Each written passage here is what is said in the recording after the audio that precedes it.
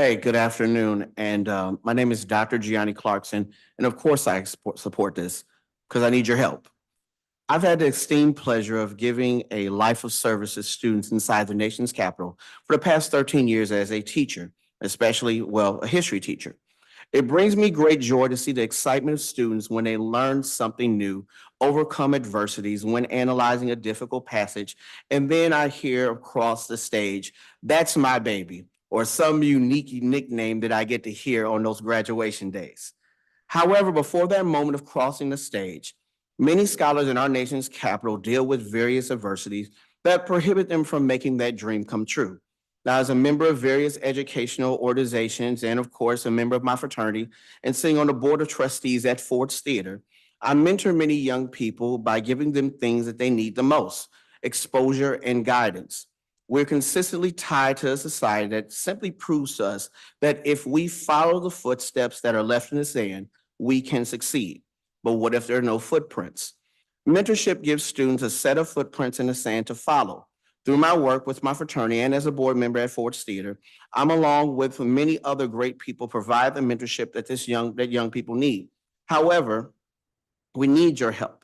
Any additional incentive that we can give to the future of this great city is truly appreciated. But I don't want us to fall for a simple trap here. This is not a silver bullet answer, and I don't want us to Scrooge McDuck this and think that simply throwing money at it will make this all go away.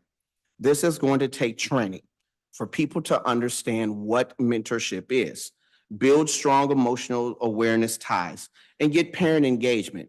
But also, as we build out the mentee, let us also protect the mentor. Often, in times when we're building Rome, we forget that mentors may need some social emotional help, carrying on the albatross of various emotions that land at their footsteps can be weighing at times. And it does affect students, it does affect teachers, and it does affect the mentee. I would love for every mentor in this program to show up as their best self every day, all the time, and also to admit to their mentees when they're not okay. I'm confident that the council can do it. As a teacher, I know that this is a test that we cannot fail. And I know that we have the right people in place. I thank you for your kind heart and your listening ears. Uh, Thank you so much. Um, Thank you, and thank you for the work that you do. I see you out volunteering in different capacities all the time. You raised some really good points. We need we need the mentors to be good and to be whole. And I think we also have to recognize that mentoring is not an inherent skill. It's something that we learn, even if some people do parts of this well naturally. Um, what are your thoughts on how much of these aspects of really important aspects of your testimony about resources for mentors, how much of that is necessary to have on day one versus improving this program over time, getting it off the ground and improving it over time? Hey, thank you so much for that question. I honestly believe that it has to be a day one building block. The reason why I say that is because oftentimes, and I say this being in education, our scholars are dealing with situations that I never could dream of, right? Everyone that has a cell phone is a reporter. And when mistakes happen, you have to worry about it being uploaded just like that. Are you ready to deal with the emotional awareness of what our teens are going through? And they're playing at a higher stake game. I always say that I lived in a generation where one of the best things that happened was that we always used to tell people, you had to be there. There's no cell phone, right? So that's a main thing. I believe that mentees need, or mentors need, to go through a social emotional learning training. SEL is so important inside of my current school community, that we take the time every day just to ask students, how are you doing?